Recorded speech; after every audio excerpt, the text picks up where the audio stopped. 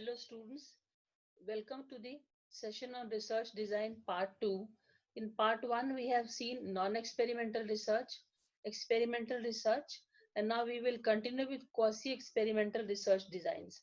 So when we do the critiquing of quantitative research designs, many a times they will be asking the questions what methods were used to control internal and external validity threats in the experimental designs. So can the research design draw effective relationships between the variables using the research design?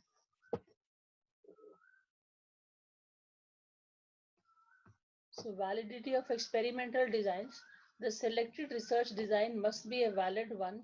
The validity of a research design is established by internal validity and external validity, which is very essential for assessing the trustworthiness and dependability of the research results.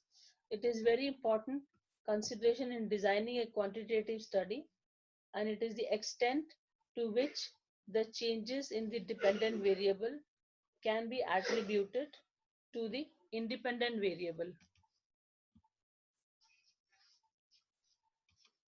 So the research designs are subject to critical analysis for strengths and weaknesses of the study. The scientific research need to give authentic results so that they can be generalized to the entire population. And validity measures the truth or the accuracy of the findings obtained from the study. They provide a basis for making the decisions whether the findings are accurate or not. Types of validity. There are many types of validity: internal validity, external validity, construct validity, statistical conclusion validity. So any study can contain the threats to internal validity. In quantitative research, validity is a quality criteria and it indicates the degree of accuracy of the study conclusions made from the findings. It is the degree to which one can infer that the independent variable is truly causing or influencing the dependent variable. The relationship between these two variables is not the effect of an extraneous variable. So to maximize the effectiveness of the results, internal validity demands a strict control over the study. The threats, factors which influence the internal validity are selection bias, attrition or mortality of the subjects of the participants who drop out, history, maturation, testing, that is the reactive effects of the pre-test on the post-test, instrumentation changes, contamination from the experimental to the control group, compensatory rivalry, compensatory equalization of the treatment, demoralization of the control group. So let's see one by one now. Selection bias. So selection bias, if random selection of the subjects or random assignments to the groups is not followed in the study, there will be difficulty in attributing causality to the experimental treatment. So steps to be taken to ensure that the subjects in all the treatment groups are similar. So random selection and random assignment will reduce the potential for selection to be a threat to the validity. Now, number 2, attrition or mortality involves participants who drop out from the study before it gets completed. Disparity between the people dropping out of control or experimental group, because sometimes there will be more people dropping out of one particular group. The sample will be less representative of the target population. So more subjects drop out from one group. In longitudinal studies, there are more chances of dropping out. So to overcome this threat of attrition or mortality, it should make participants realize the researcher should talk to the participants the importance of their continued participation in the research study till its completion. History. History between the pre-test and the post-test period, that is, when the researcher is conducting a study, an event not related to the study will occur during the span of the study. History could influence responses of the subjects to the treatment, and it can alter the outcome of the study. And this could create a threat to the study's internal validity. And it can be controlled by having a control group or a comparison group in the study. So, for example, there is a health education program regarding prevention of dengue fever, and around the same time, the subjects or the participants watch a TV program on prevention of dengue fever. So, when the post test is conducted, their scores will show an improvement. So, we will not be able to determine whether changes in the knowledge scores are a result of the health education program or it is because of the watching TV program. Next, testing. Testing or the reactive effects of the pre-test. Testing is the effect of the pre-test on subjects' performance in the post-test. Subjects learn from a pre-test and they improve their post-test performance on the dependent variable. So pre-testing also alters the sensitivity to the dependent variable. So that is the reason Solomon four-group design is used to avoid this pre-test sensitivity or intervention effects. The subjects, for example, who take IQ test and the second time the scores increase than in those taking for the first time.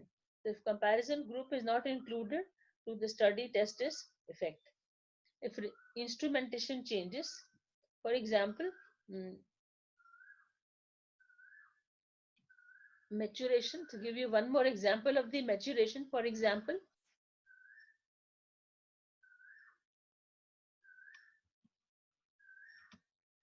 it relates to the time and effects on the study subjects. Long periods of experimental research may lead to some of the biological changes in the subjects or psychological changes in the subjects as a result of the passage of time rather than the effect of the treatment. For example, it could be aging, it could be fatigue, it could be hunger, or it can be physical growth, emotional maturity.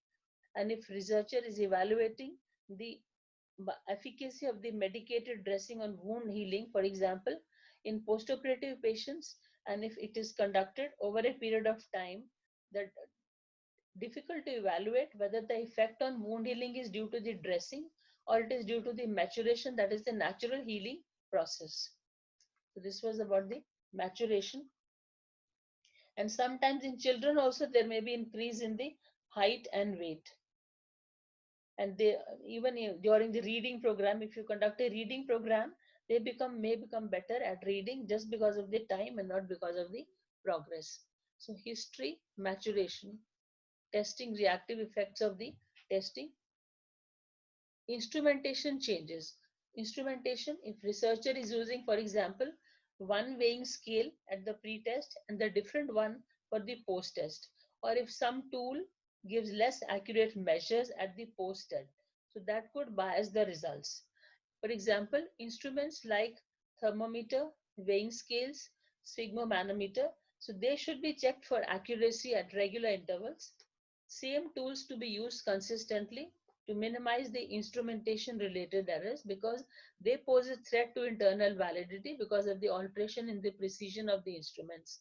So rather than the result of the experimental treatment, inaccurate recording of the observation could be due to the fatigue, the checking fatigue. Contamination. Contamination, it occurs when the control group is exposed to some of the treatment given to the experimental group. That is, while testing the efficacy of the exercise program on weight loss, if some of the control group subjects are exposed to the experimental group treatment during the study period. So that is the effect of intervention may not be accurate and results may not be as expected. Compensatory rivalry. So subjects who are involved in the study may want to produce the best possible outcome for the investigator. The subjects in the control group may try to perform better as well as subjects in the experimental group. So again, the results may not be as expected, or may not be any difference between the control group and the experimental group. Compensatory equalization of the treatment. The researcher involved in an experimental study may feel the need to compensate for the lack of benefit to the control group. Sometimes he may feel guilty if the treatment allocated to the experimental group is really a good one and the other group is being deprived. So they may provide an alternative type of care to the control group that equalizes the benefit. So this will obscure the effect of the experimental treatment, but the true differences may be much lower. Demoralization of the control group. The control group subjects realize that they are not receiving the right or the desired treatment. They may become unhappy about it and they may exaggerate their symptoms related to illness. Or did the control group find out about the experimental treatment?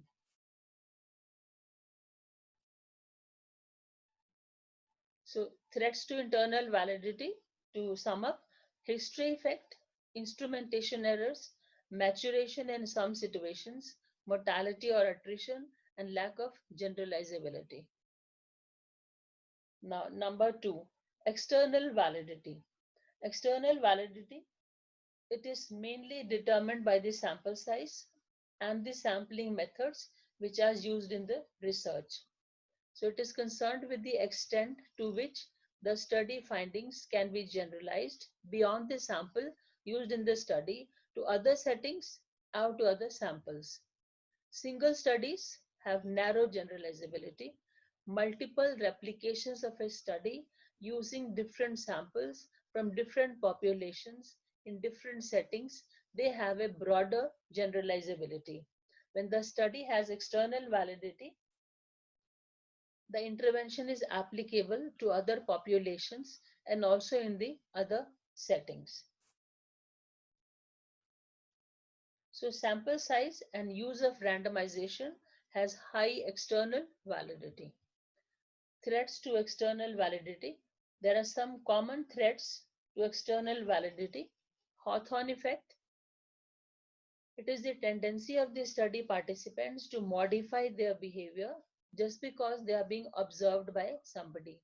The changes in the study outcome is related to monitoring, as subjects are aware that they are a part of the research process, and this effect can be controlled by using double-blind strategy. That means neither the researcher is aware that which control group or experimental group, neither the participants are aware of which group they belong to. So this was Hawthorne effect. Experimenter effect, when researchers' characteristics, mannerisms, or behavior may influence the subject's answers to the research questions or the tool questions. For example, age of the researcher, gender, clothes or attire or appearance, facial expressions, and even the body build. So this was about the threats to the external validity.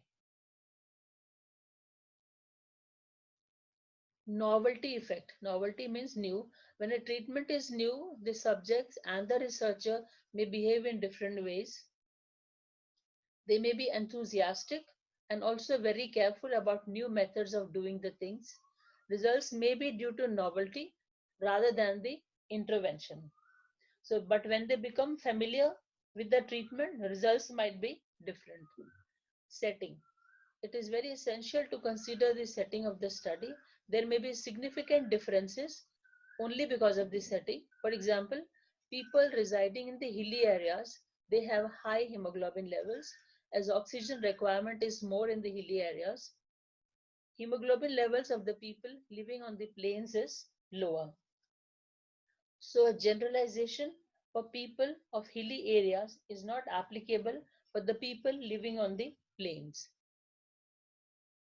Construct validity. Number three, construct validity examines whether the conceptual definitions and the operational definitions of the variables fit together. Threats to the construct validity include inadequate definition of the construct. So a deficiency in conceptual or operational definition leads to the low construct validity. If the variables have not been defined operationally very well. Mono operation bias. If a researcher uses more measures, the construct validity will improve. When the researcher uses only one method of measurement to assess a construct, mono operation, single, this assesses few dimensions of the construct, and this may lead to underrepresentation of the constructs of interest. For example, if a pain were a dependent variable, it could be measured by more than one measures. For example, by asking verbal reports of the pain from the patients, one, two, observation of the behavior of the patients, and then will reflect the pain, and also the pain rating scale. So leads to validity with the pain. So it is using multiple methods. Number 4, statistical conclusion validity. It is concerned with whether the findings about the relationship between the variables or the differences between the groups, which is derived from the statistical analysis, they accurately reflects the real world. False findings cause threats to the statistical conclusion validity. They are: 1. Low statistical power. This type of error is most likely to occur when the sample size happens to be small. An adequate statistical power is achieved by using a large sample size. So statistical power refers to the ability of the design to detect the differences, if at all they exist in reality. Low statistical power increases the probability of concluding that there are no significant differences between the samples, while an actual difference exists. Number 2, violated assumptions of statistical tests. Many statistical tests like t-test and ANOVA, analysis of variance, they rely on the outcome data to be normally distributed, that is to fall in a bell-shaped curve. A chi-square test requires an appropriate distribution between the conditions present and conditions absent. Empty cells in a 2 by 2 table are difficult to analyze, so forcing these statistical tests onto inappropriate data can also generate findings which are not true. Number 3, low reliability of the measures. Measuring tools must be reliable to reveal the true differences. The measurement is reliable if the tool provides the same results for the variable each time it is measured. Threats occur when measuring tools with low reliability and poor accuracy and consistency are used.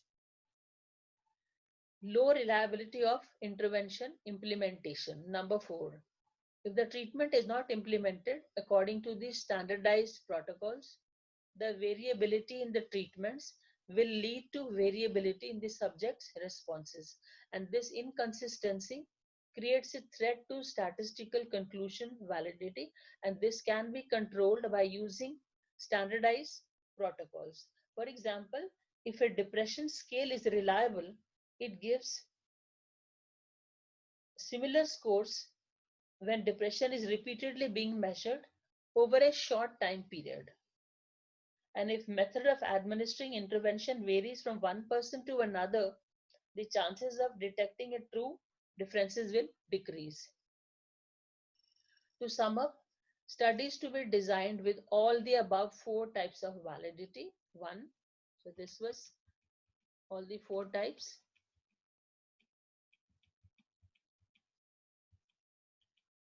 Internal validity, external validity, construct validity, and statistical conclusion validity.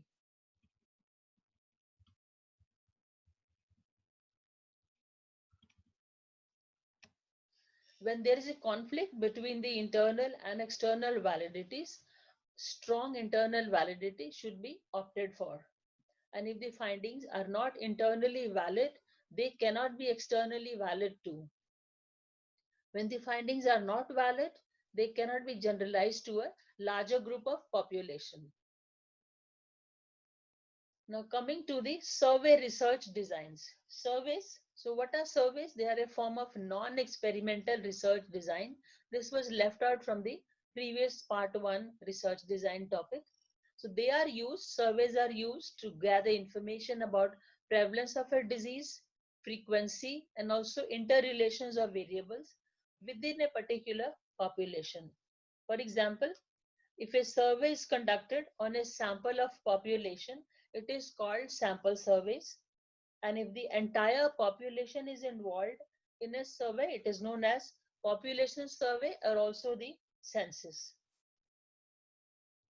Surveys, they are very popular source of collecting information related to activities, beliefs, actions, opinions, awareness, preferences, attitudes, and practices among the people by asking a few direct questions. Subjects or the participants are studied using a cross-sectional or a longitudinal approach. It is the most common, widely used, and the oldest method of collecting data from people, and there is no experimental intervention involved. Features. So what are the features of survey research? Survey research is the process of gathering current required data from the subjects to obtain some new information, and it relies upon the validity of the verbal reports given by the people.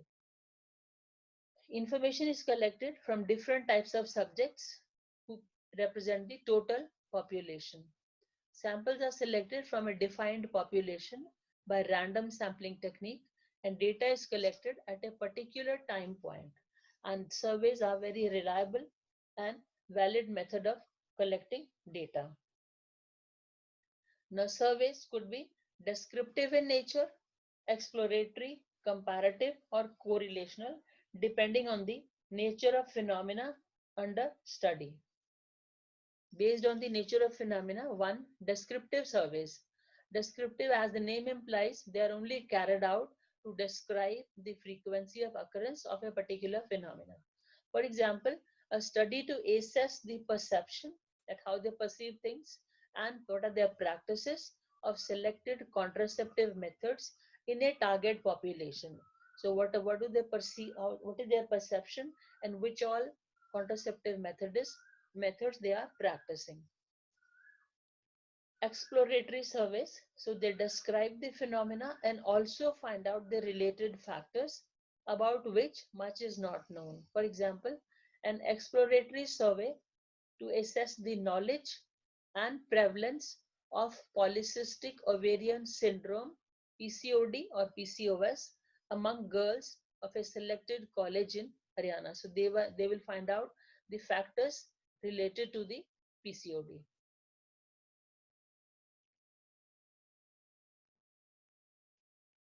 Based on the methods of data collection, written surveys, oral surveys, and then electronic surveys, how you collect the data. Based on the nature of phenomena under study, descriptive surveys, correlational surveys, exploratory surveys, and comparative surveys. Comparative. So these are undertaken to compare and contrast the existence of a particular phenomena in two or more groups. It is a comparative study. So a comparative study to find out the body mass index, BMI, of adolescent girls and boys. So they'll be comparing the BMI of the girls and the boys of a particular age group. Correlational survey. They are undertaken to find out the relationship between two or more variables in a natural setting without manipulation or control. So correlational study on the effects of smoking on lung cancer. So correlation between smoking and lung cancer. Based on the methods of data collection, written surveys, and these can be collected. These can be collected by phone. The surveys can be conducted by phone, mails, or through personal contact with the subjects. But personal interviews and questionnaires are the most useful method of collecting survey data, as the quality information can be collected and also can go for in-depth information. The responses is possible when you conduct an interview.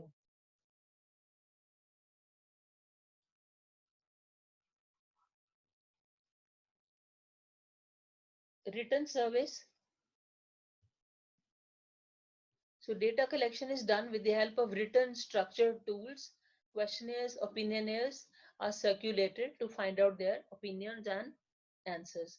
Oral survey. So data is collected from the respondents by using either face-to-face interviews or telephonic interviews through the telephonic conversation to find out their views. Electronic surveys.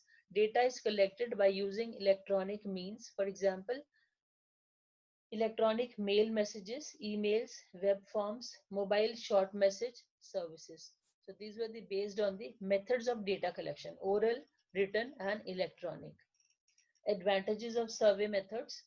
So survey methods, they are very flexible, they have a broad scope, and they can focus on a wide range of subjects, and they can be used for many purposes, and it can be applied to different type of population and also topics, and it is an economical method of gathering data, and they collect large amount of in-depth information can be obtained from the surveys.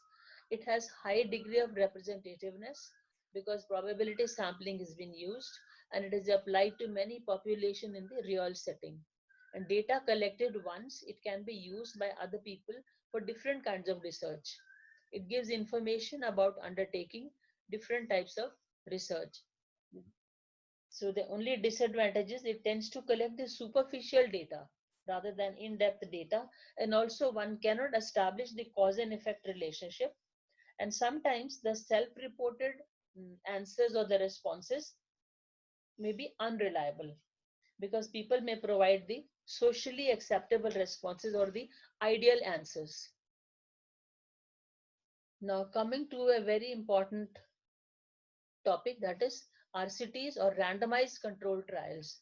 Randomized controlled trials or RCTs, they are quantitative experiments, comparative and controlled experiments where the investigator evaluates the effect of intervention by administering it to the subjects been randomly assigned to either of the two groups, either it is experimental group or the control groups. RCTs are considered to be the gold standard for measuring the intervention effect. Ideal clinical trials are randomized and also they are double blinded. That means neither the participants nor the researcher is aware or the allocation of the groups to the random assignment to the experimental or the control groups. And RCTs are used to evaluate the effectiveness of prevention strategies, screening and diagnostic tests, treatment procedures, different types of treatments, and also educational modules. So this is used in various fields, for example, medicine, psychology, education, and administration. A true experimental research which randomly assigns same patient, some patient to the treatment group and others to the routine group. And it is a common way to evaluate the effectiveness of the some of the drugs or the treatment or any other intervention, and then patients are followed up over a period of time. RCTs, randomized control trials. Now how do you conduct randomized control trials or the steps of conducting RCTs? Number one, appropriate protocol development. So this is the first step. The blueprint of the research study is made. The protocol will include the objectives of the randomized control trials, the hypothesis for the RCTs, what will be the sample size, procedures to be followed, what will be the intervention, who will do it, and if it is a drug, what will be the dosage, and evaluation of the outcome. So this is appropriate protocol development is the first step of conducting RCTs. Selection of reference and study population. So this reduces the sources of errors and also avoids the bias. Reference population is a subset of target population that serves as a standard against which the research findings are evaluated. And study population is the actual population who participate in the trials. Number three, randomization. Randomization, as the name applies, it is the heart of the RCTs. Participants are allocated to the experimental group and the control group on a random basis. It eliminates and allows comparability between the groups, between the similar groups, and also investigator bias is removed. And the most commonly used methods are simple random sampling technique and stratified random sampling technique. Manipulation or intervention. It is a deliberate application or withdrawal or reduction or modification of the treatment. So intervention is the experiment given to the experimental group, and control group is kept for the comparison. So randomization and manipulation or intervention. Follow up. Examination of the experimental and control group subjects at defined intervals of time in a standard manner under the same circumstances. There is possibility of attrition of the participants for this in this particular stage. Some of them may leave out or some of them may have some problems. Assessment and reporting. The outcome is assessed on the participants, which may produce either the positive results or negative results. So what is the difference between the groups? And then they are reported, the assessment is reported in the form of consort. Consort means consolidated standard of reporting trials statement. So they are reported in the form of consort statement. They are followed up and then assessment and reporting. So this any typical clinical trials will look like this. For example, decision on clinical trial by the committee and the members and the ethical committee, research question formulated and then hypothesis, population is defined, exclusion criteria is also decided, then it is implemented, the trials are implemented, experimental group and control group is decided, and then what is the intervention to be carried out, sample size is determined, measurement of the protocols, enrolling by randomization, and then it is inclusion criteria, exclusion criteria, implementing, blinding. So it is blinding is also followed. That means neither the control, their groups are not aware which group they belong to, and also the researcher who is carrying out the research. Assessment of outcome and the analysis. And final is the reporting in the form of consort. So decision on trials, research question and hypothesis, population, inclusion criteria, exclusion criteria, sample size determination, measurement of protocols, and then enrolling the participants by randomization, implementing, and then experimental and control group, and then intervention to be carried out, blinding, assessment, and then analysis, and then finally reporting. So typical clinical trials. Types of randomized control trials, which is based on the outcome. Number one, the most commonly used RCT clinical trials. One, preventive trials, risk factor trials, cessation trials, and evaluation trials. Clinical trials. Clinical trials focus on evaluating the therapeutic agents or the drugs. For example, evaluation of anticoagulants in reducing cardiovascular morbidity and mortality. They are also known as therapeutic trials. They are very important because they lead to the development of more effective treatments for the diseases, standard treatment, and also combination of treatment, and they help in the future advances in the care. For example, now everyone is eagerly waiting for the COVID-19 vaccine. Phases. There are 4 phases of clinical trials, and these they determine whether new biomedical or behavioral interventions, whether they are safe, effective, and efficacious. How efficacious they are. The clinical trial of any drug or a treatment or device proceeds in 4 phases, systematic phases, one by one. Phase 1, clinical trials. It is done to test a new drug or a treatment in a small group of people, 25 to 50, for the first time to evaluate the safety of the drug, and it determines what is the safe dose and also identifies the side effects of that particular drug. So phase 1 of the clinical trial, very less people. Phase 2.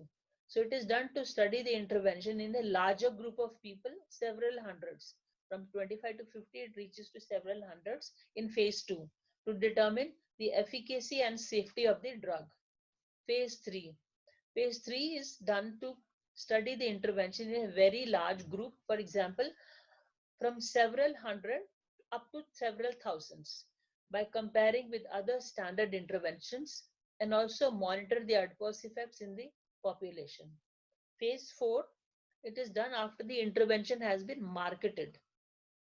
It monitors the effectiveness of intervention in general population and also collects information about the adverse effects of the particular drug. So this was about the phases of the clinical trials, phase 1, 2, 3 and 4. Now, randomized controlled trial based on the outcome. Number 2. One was clinical trials. Number 2, preventive trials. Preventive trials, as the name suggests, they are related to assessing the efficacy of primary preventive measures. The analysis of preventive trials results in clearer benefits to the community, and we get it in the form of vaccines, preventive trials. Number 3, risk factor trials.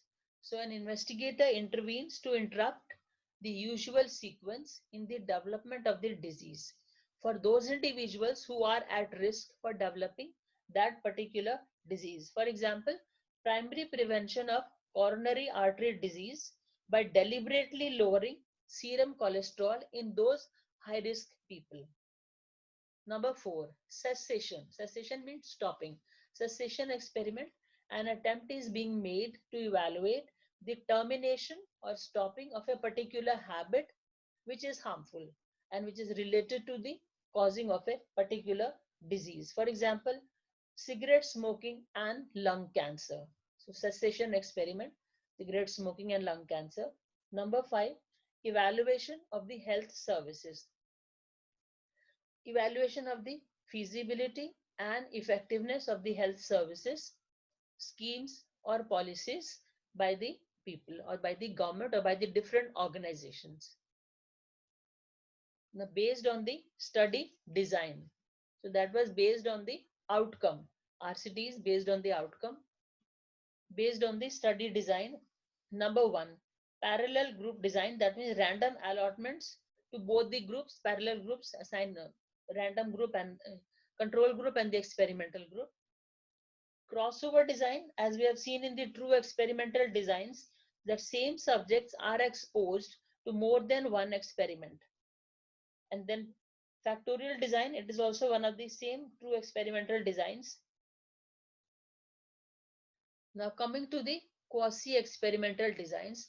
Quasi means resembling. That means they resemble experimental designs. They involve procedures which resemble those of the true experiments. So they involve the manipulation of independent variable to observe the effect of on the dependent variable. It lacks at least one of the two other essential characteristics of the true experiments. These are the three main essential features of true experiments: randomization, control, and manipulation. So it lacks two of them.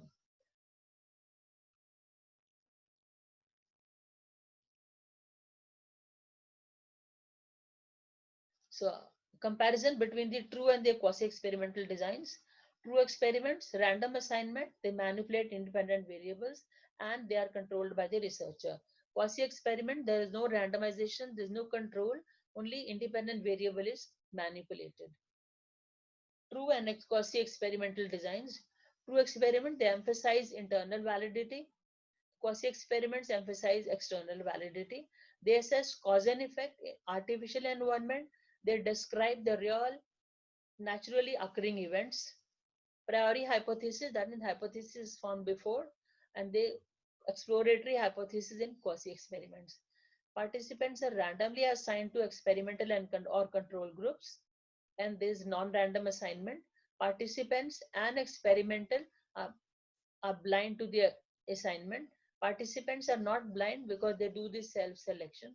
Control, study procedures, they manipulate independent variable, and procedures and measures are controlled. In quasi-experiments, full control may not be possible. There can be partial control of procedures and the measures.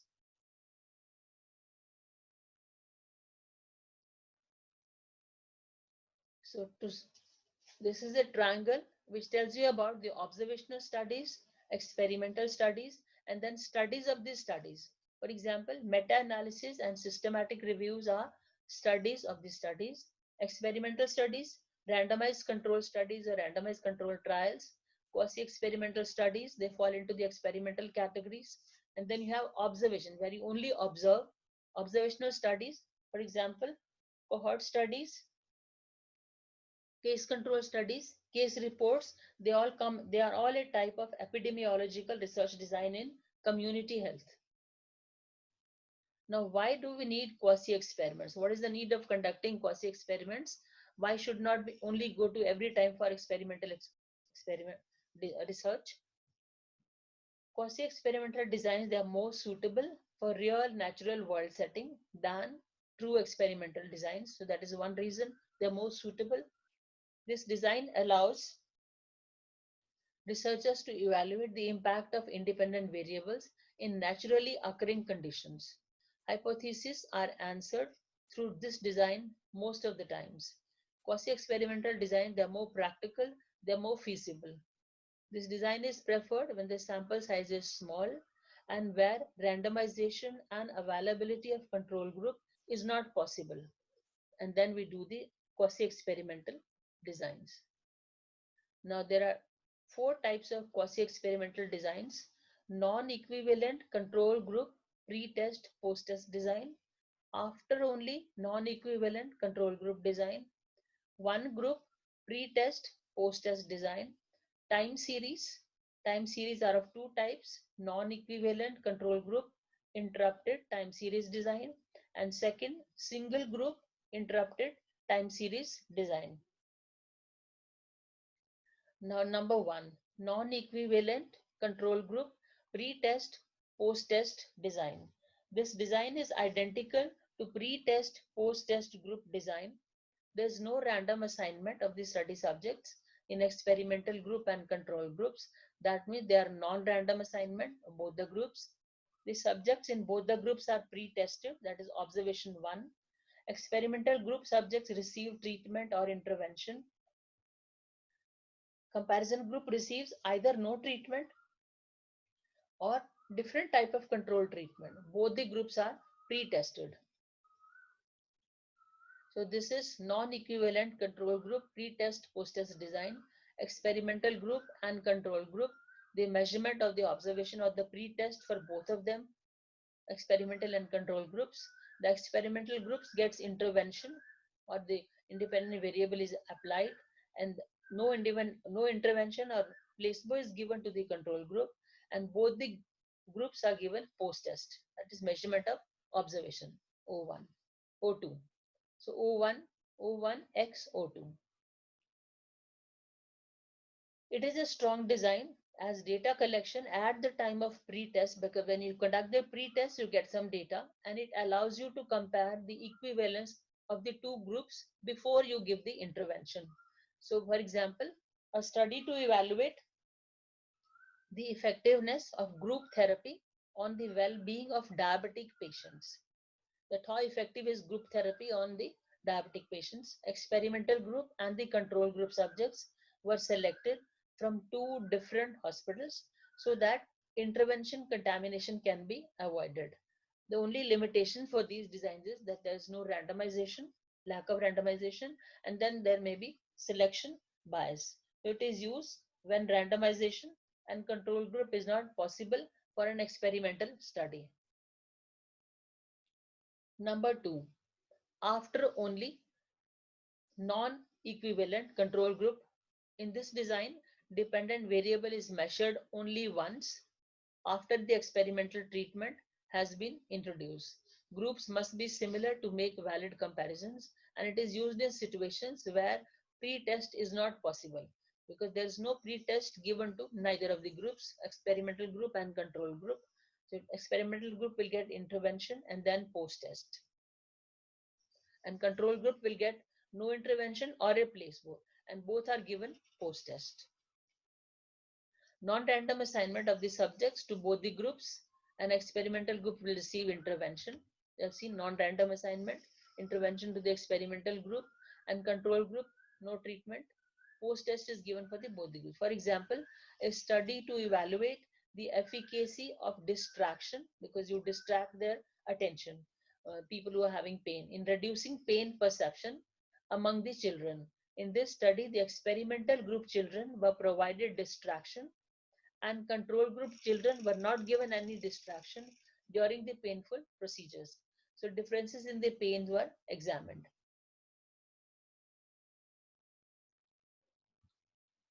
Third, no, one group pre-test, post-test.